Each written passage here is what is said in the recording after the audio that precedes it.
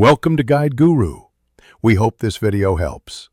You start by gathering exactly what you need and making the first cuts. Don't overthink tools. Lay net flat, align grain, and place pattern pieces precisely because net slips. Pin minimally. Once done, transfer all markings with chalk so you don't lose fit details. Make 1/2 seam allowances visible. Cut lining the same shape, slightly smaller for ease.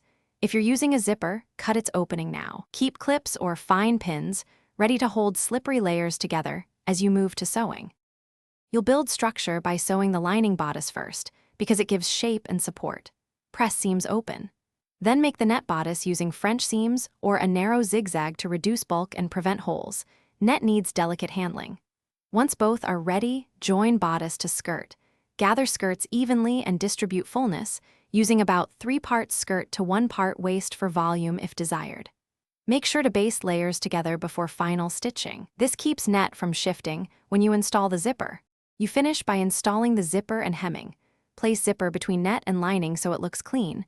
Understitch the lining to hold it away from the teeth. Hem net with a rolled hem or narrow machine stitch to preserve sheerness. Make a mock hem and test walkability, then trim one if it catches.